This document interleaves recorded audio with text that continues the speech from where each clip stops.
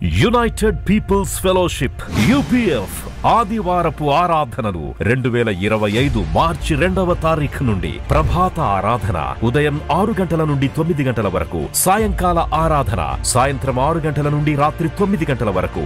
స్థలం clock tower garden restaurant పక్కన, Secunderabad YMCA hall 3వ అంతస్తులో జరుగును. Also live on Facebook, Insta and YouTube. Zoom ID 9550504718, code 7777.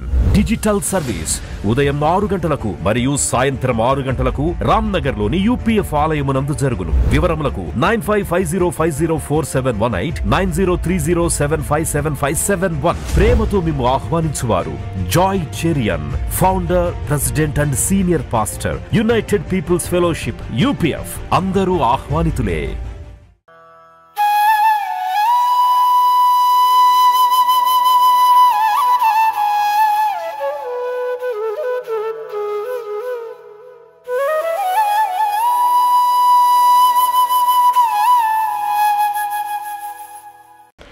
Abraham దేవుడు, గాడ్ ఆఫ్ అబ్రహాం అంటే ఇవన్నీ నామములు మనం ధ్యానిస్తుంటే దేవుని యొక్క గుణాలు మనం తెలుసుకుంటున్నాం, స్వభావాలు తెలుసుకుంటున్నాం. ఆయన గుణములను తెలుసుకోవాలంటే ప్రచురం కూడా చేయాలని వాక్యంలో ఉంది. ఆయన గుణాతిశయములను నువ్వు ప్రచురం చేయాలి. You to describe to the అన్యులు నీకు ఎదురైతే వారికి ఈ గుణాలన్నీ నువ్వు చెప్పాలి. ఎందుకంటే వారికి దేవుడు ఎవరో తెలియదు కదా. ఒక వ్యక్తిని దగ్గరగా నువ్వు తెలుసుకున్నప్పుడు వారి గుణాలన్నీ కూడా నీకు అర్థమవుతుంది కదా. కనుక ఆ గుణాలు నీవు ఇతరులకు కూడా ప్రకటించాలి. అబ్రహాము దేవుడు, గాడ్ ఆఫ్ అబ్రహాం. నిర్గమకాండం 3:15 ఉంది. దేవుడు మోషేతో ఇట్లా అంటున్నాడు, నీ పితరుల దేవుడని యెహోవా అనగా అబ్రహాము దేవుడు, ఇస్సాకు దేవుడు, యాకోబు దేవుడినైనా యెహోవా మీ యొద్దకు నన్ను పంపినని ఇశ్రాయేలుతో చెప్పవలే. నిరంతరము నా నామం ఇదే, తరతరములకు ఇది నా జ్ఞాపకార్థ నామం. అబ్రహాము, ఇస్సాకు, యాకోబు మన పితరులు అన్నమాట. వారు దేవునికి చాలా దగ్గరగా ఉండి వారెన్ని వాగ్దానాలకు వారసులైనారు. అంటే ఈ మాట ఎందుకు వచ్చిందంటే మోషేతో అంటున్నాడు దేవుడు మోషేతో అంటున్నాడు, నువ్వు వెళ్ళు, బానిసత్వంలో ఉన్న నా ప్రజలను ఫరో యొక్క దాసత్వం నుండి విడిపించు అన్నప్పుడు ఎన్నో సాకులు చెప్తాడు మోషే. అయ్యో నేను వెళ్ళి ఎవరు నేను పంపినారంటే నేను ఏమనాలి అని మొదట అడుగుతాడు. అప్పుడు దేవుడు అంటాడు, నేను ఉన్నవాడను అనువాడను. మరి నీ పితరుల దేవుడైన యెహోవా అని నువ్వు చెప్పాలి. అనగా నేను అబ్రహాము దేవుడను, ఇస్సాకు దేవుడను, యాకోబు దేవుడనని, నేనే నిన్ను వారి యొద్దకు పంపినానని నువ్వు చెప్పాలి. You tell them that I am the God of Abraham, God of Isaac, God of Jacob అని ఇలాగ చెప్పాలి. ఇది నా నామము, నిరంతరం ఉండే నామం, తరతరములకు ఇది నా జ్ఞాపకార్థ నామం అని మోషేతో చెప్పి పంపిస్తాడనమాట. మరి అబ్రహాము దేవుడు అన్నప్పుడు మనకు తెలుసు, అబ్రహామును దేవుడు చాలా గొప్పగా ఆశీర్వదించినాడు. అబ్రహాము దేవుని చాలా నమ్మినాడు. అంత నమ్మకం మనకు కూడా రావాలి. వాక్యంలో ఉంది, అబ్రహాము దేవుని నమ్మెను, అది అతనికి నీతిగా ఎంచబడింది. That was counted as righteousness before God. నువ్వు నమ్మాలన్నమాట, నమ్మాలి, బాగా నమ్మాలి. దేవుని నమ్ముతూనే ఉండాలి. ఆయన ఎప్పుడు నీ నమ్మకాన్ని వమ్ము చేయడు కాబట్టి నమ్మాలి. ఒక మనిషిని నమ్మకూడదు. తన నాసికారంధ్రములో మరి ప్రాణమున్న ఏ వ్యక్తిని నమ్మగలుగుతామని వాక్యంలో ఉంది. కానీ గాడ్ ఈజ్ ట్రస్ట్ వర్తి, నమ్ముతూనే ఉండాలి. అందుకే అబ్రహాము దేవునికి స్నేహితుడైపోయినాడు. He became a friend of God. Hallelujah. How do you become a friend of God? When you trust God. Abraham దేవుని నమ్మి అది అతని నీతిగా ఎంచబడి దేవునికే స్నేహితుడైపోయినాడు. అందుకే దేవుడు ఎట్లా చెప్తే అట్లా వింటాడు కదా. Abraham obese God.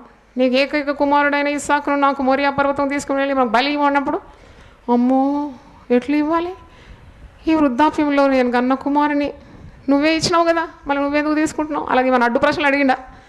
పోనీ భార్యతో సలహా అడిగినాడా? భార్యతో ఏమి ఇలాగ అంటున్నాడు దేవుడు. అప్పుడు ఆ భార్య ఎప్పుడైనా ఒప్పుకుంటుందండి? ముసలివాడ నీకు పిచ్చి పట్టేది, నోరు మొయ్యి అంటది కదా. కానీ ఎంత దేవునికి విధేయుడైనాడంటే ఎవరిని సంప్రదించలేదు.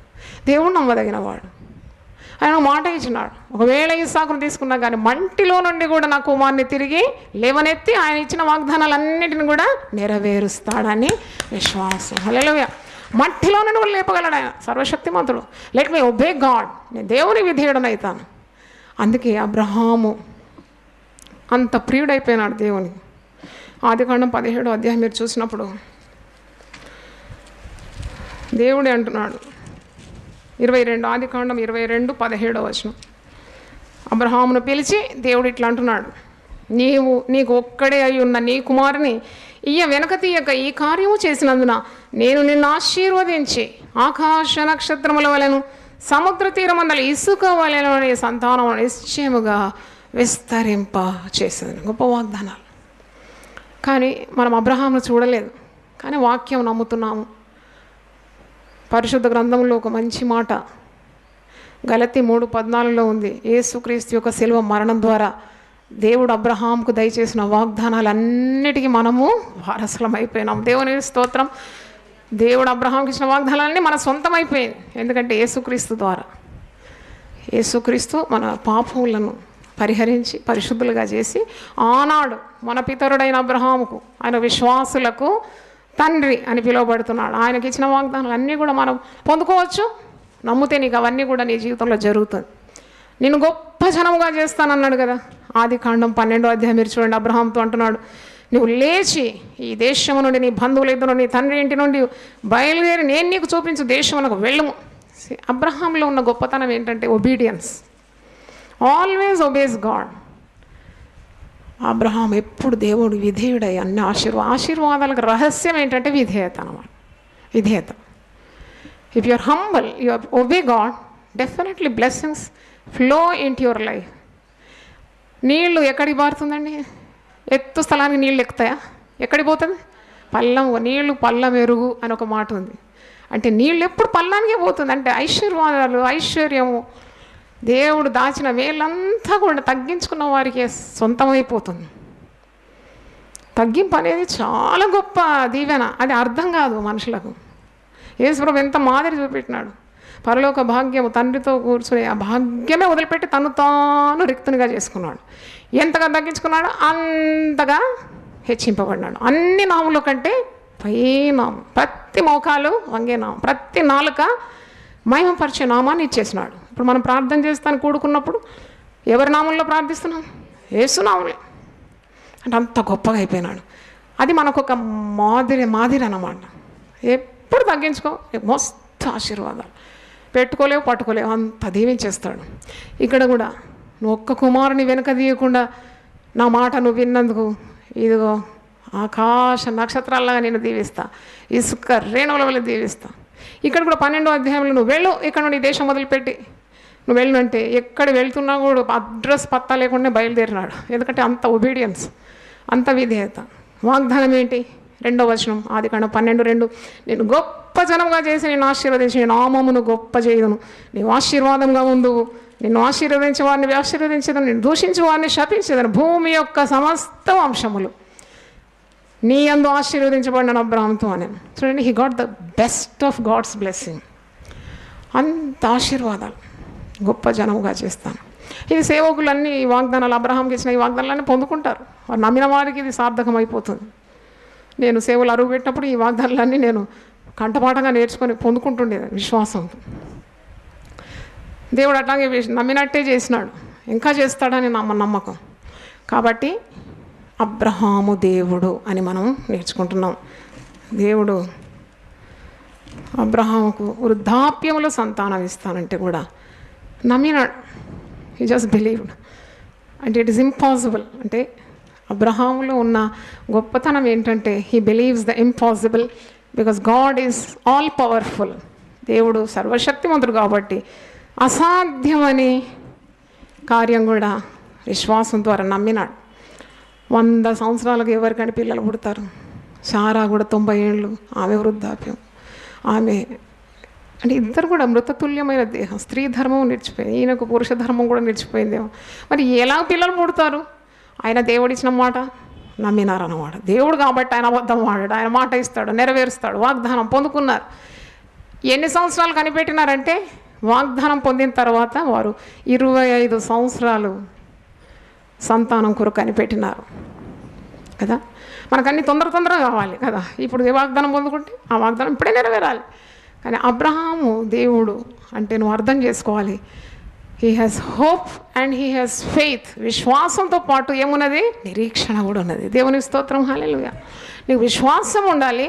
ఆ విశ్వాసంతో పాటు దాని నెరవేర్పు కొరకు, దేవుడిచ్చిన మాటలన్నీ నెరవేరుతాయి కాబట్టి ఆ మాటల నెరవేర్పు కొరకు నువ్వు ఓపికతో ఏం చేయాలి? కనిపెట్టాలి. అదే నిరీక్షణ. అబ్రహాముకు విశ్వాసం ఉన్నది, అబ్రహాముకు నిరీక్షణ ఉన్నది. మరి ఆయన విశ్వాసులకు తండ్రిగా మారిపోయినాడు. ఆత్మల భారం కూడా ఉంది. సొదొమ గొమొర్రా పట్టణాలు నాశనం అయిపోతుంటే ఎంతగా విజ్ఞాపన చేస్తాడు కదా. ఆయన మాదిరిగా ఉన్నాడు. మనకు నశించే ఆత్మల గురించి మనం ఎప్పుడు కూడా భారం కలిగి ఉండాలని నేర్చుకుంటున్నాం. అబ్రహాము దేవుడని దేవుడే పేరు పెడుతున్నాడు.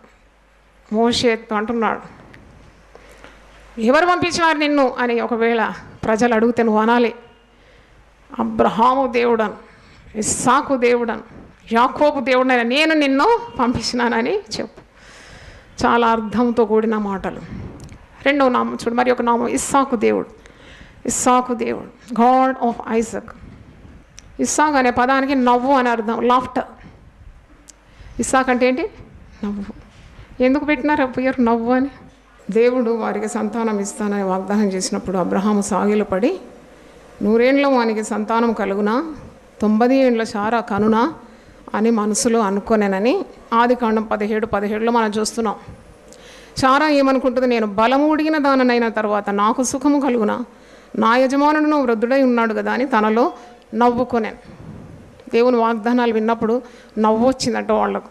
అంటే ఒక జోక్లాగా అనిపించింది. వృద్ధాప్యంలో కుమారుని కంటానంటే ఎలా సాధ్యం అని అనుకున్నారు. కానీ దేవుడు సర్వశక్తిగల దేవుడు కదా, ఏదైనా వాగ్దానం ఇస్తే నెరవేర్చడానికి సమర్థుడు. ఆయనకు అసాధ్యము ఏది కాదు. కాబట్టి దేవుడు మాట ఇచ్చినట్టే 25 సంవత్సరాలు వారు విశ్వాసంతో నిరీక్షించినారు, పొందుకున్నారు. కొన్నిసార్లు దేవుడు మన శ్రమల్లో మనకు వాగ్దానాలు ఇస్తాడు. వాగ్దానాలు ఇచ్చినప్పుడు మనకు ఆశ్చర్యం అవుతుంది, ఈ వాగ్దానం నెరవేరుతుందా అనే అనుమానం కలుగుతుంది. దేవుడికి సమస్తము మన ముందు ఎన్నో సాక్ష్యాలు ఇలాగుంది. మనకు వీలు కాని కార్యాలు కానీ అది దేవునికి వీలవుతుంది. దేవుడు మారుస్తాడు. కాబట్టి శారా కూడా నవ్వింది, అబ్రహాము నవ్వినాడు. కుమారుడు ఎలా కలుగుతాడు అంటే ఈ అసాధ్యమైన కార్యం ఎలా సాధ్యమవుతుంది? కానీ వారి జీవితంలో వారు దేవుని శక్తిని అనుభవించినారు. మరి దేవుడు అబ్రహాము దేవుడు అని మనం ధ్యానించినాం. ఇస్సాకు దేవుడు, యాకోబు దేవుడు, దావీదు దేవుడు, దానియేలు దేవుడు అని ఎందుకంటారంటే వారు దేవుణ్ణి రుచి చూసి తమ జీవితంలో అనుభవించినారన్నమాట. వారికి దేవుడుగా ఉండి వారిని నడిపించినాడు, వారి ప్రార్థనలకు జవాబు ఇచ్చినాడు, వారిని ఆశీర్వదించినాడు. అందుకే అబ్రహాము దేవుడు, ఇస్సాకు దేవుడు, యాకోబు దేవుడు, పితరుల దేవుడు. నన్ను మలిచిన నా దేవుడు అనే సాక్ష్యం పుస్తకంలో నా దేవుడు అని నేను రాసినాను. ఎందుకంటే నా దేవుడు, ఆయన పితరుల దేవుడు, ఆయన నా దేవుడు, ఆయన నీ దేవుడు కూడా కదా. అంటే you have a 1-to-1 personal contact with God. ఆయన అందరికీ దేవుడు, కానీ ఆయన నీ దేవుడు అన్నమాట. అలాగే it's a personal experience of this great saints of God. వీళ్ళందరూ వ్యక్తిగత అనుభవం దేవునితో కలిగిన వారు. అందుకే ఇస్సాకు దేవుడని, అబ్రహాము దేవుడని, యాకోబు దేవుడని. ఇస్సాకు కూడా దేవుని యందు నమ్మకం గలవాడు. అబ్రహామును బట్టి ఇస్సాకును దేవుడు దీవించినాడు. దేవుని స్తోత్రం, హల్లెలూయా. నిన్ను బట్టి నీ సంతానాన్ని దేవుడు దీవిస్తాడు. హల్లెలూయా. నిన్ను బట్టి దీవిస్తాడు.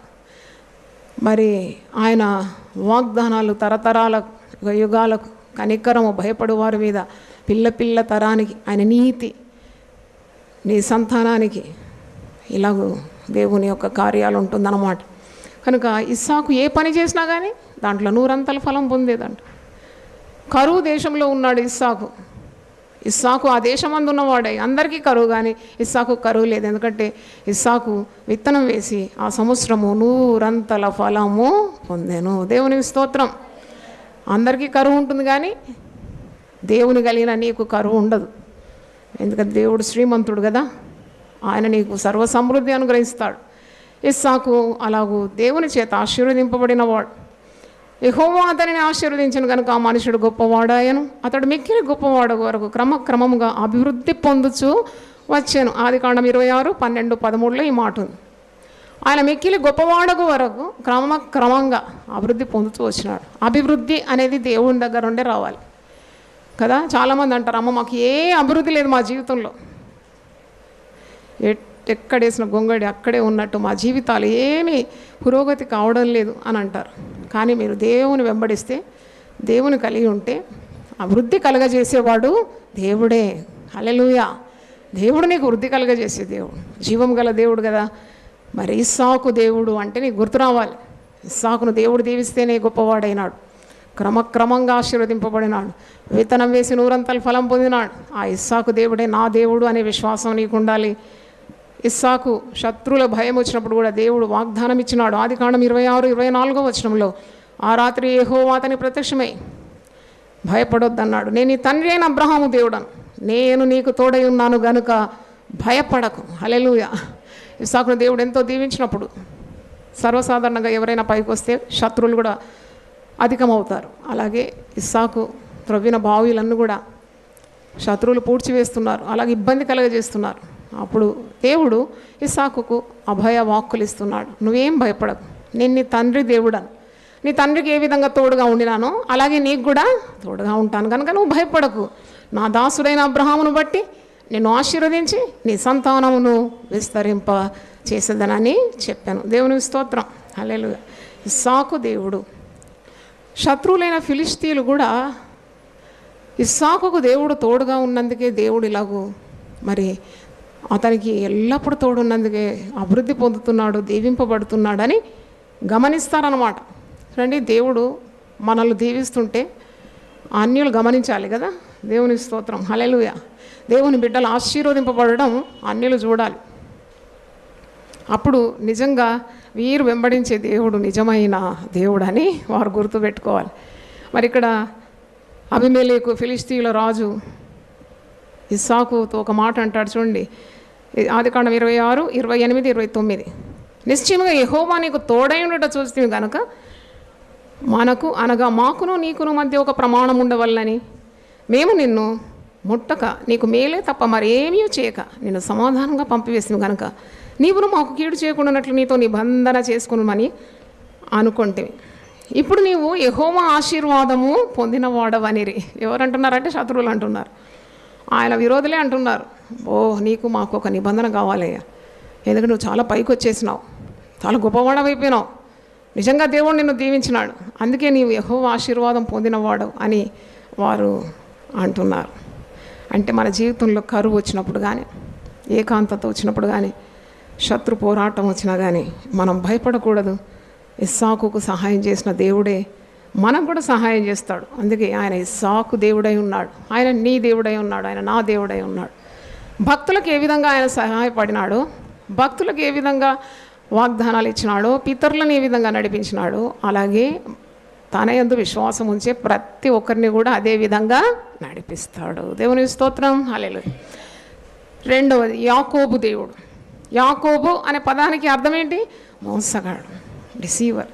ఈ యాకోబుకు ఒక దేవుడా, మోసగానికి ఒక దేవుడు. అంటే క్రొత్త నిబంధనలు మనం చూస్తాం, దేవుడు పాపులను రక్షించడానికే క్రీస్తు యేసు ఈ లోకానికి వచ్చినాడు.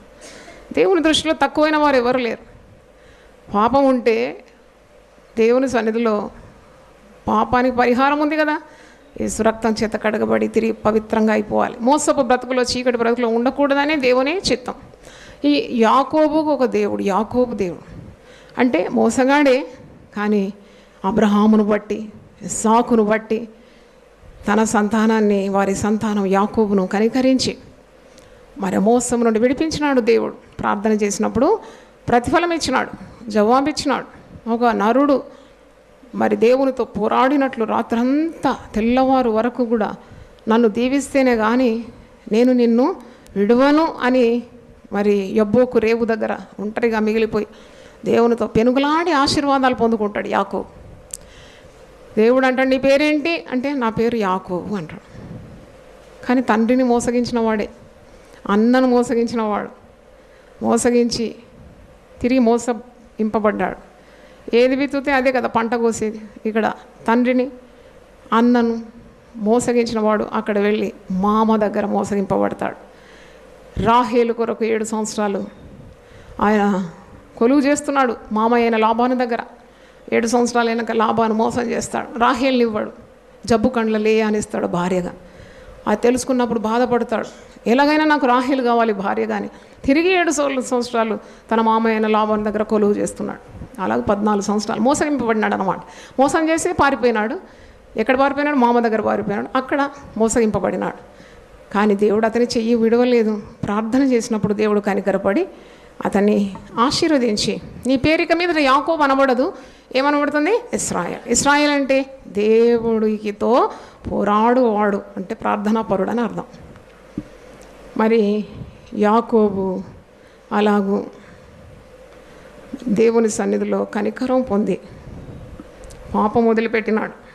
తర్వాత దేవునితో బంధం కలిగి ఉండినాడు. అందుకే యాకోబు దేవుడని మనకు అర్థమవుతుంది. యుక్తిపరుడు, మోసగాడు,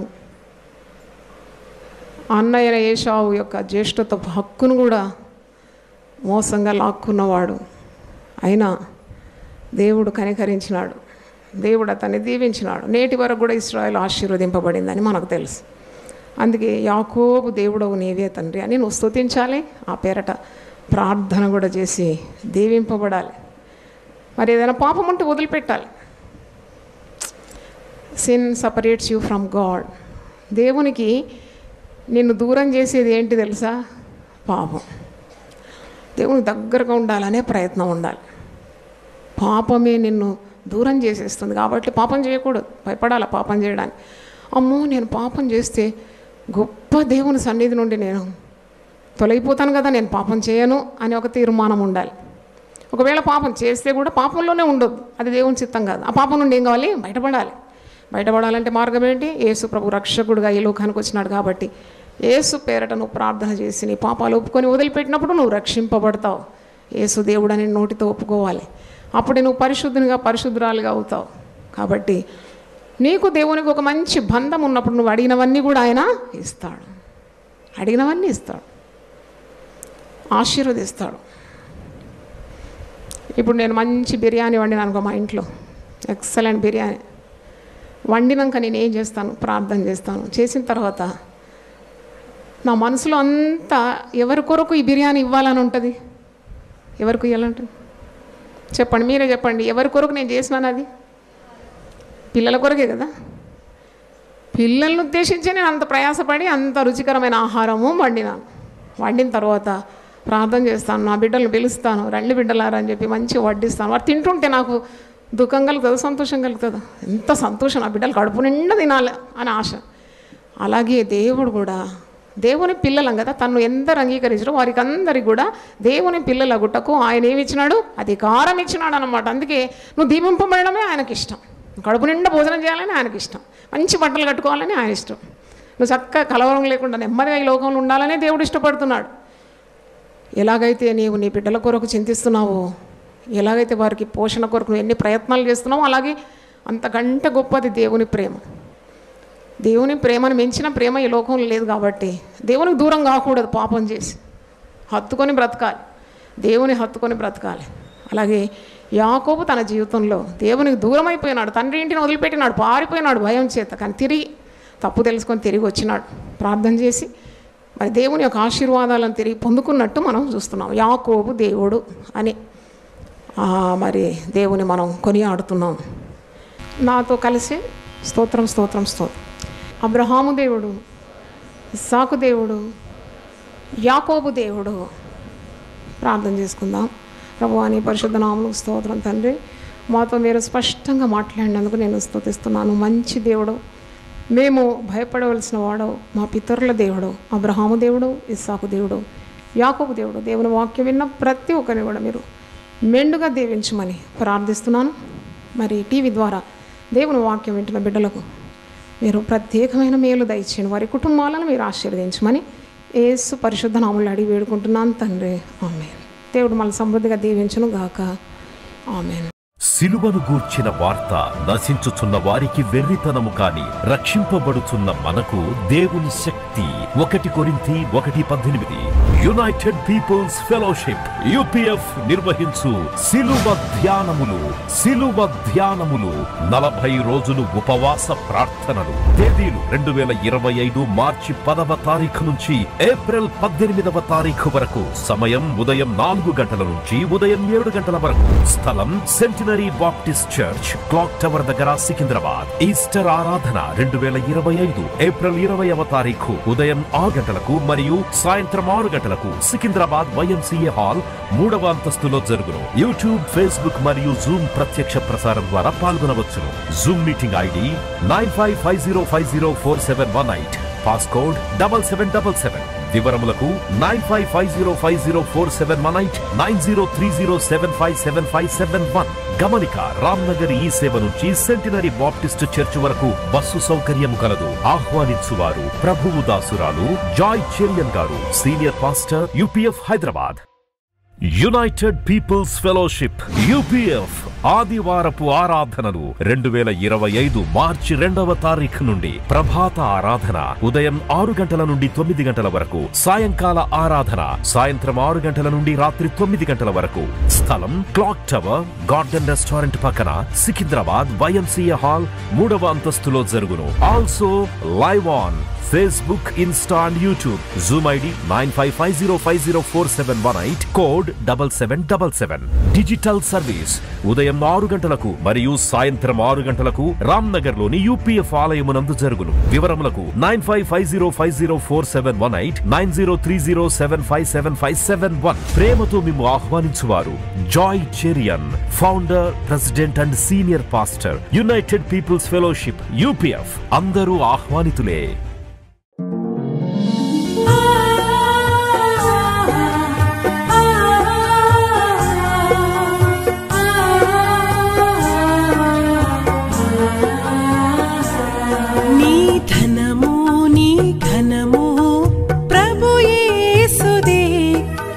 దశమా భాగమునీయ వెనుదీతువా. నీ ధనము నీ ఘనము ప్రభు యేసుదే. నీ దశమా భాగమునీయ వెనుదీతువా. ధరలోన ధనధాన్యములనీయగా కరుణించి కాపాడి రక్షింపగా. ధరలోన ధనధాన్యములనీయగా కరుణించి కాపాడి రక్షింపగా. పరలోకనాదుండు నీకీయగా మరి యేసు కొరకీయ వెనుదీతువా. పరలోకనాదుండు నీకీయగా మరి యేసు కొరకీయ వెనుదీతువా. నీ ధనము నీ ఘనము ప్రభు యేసుదే. నీ దశమా భాగమునీయ వెనుదీతువా.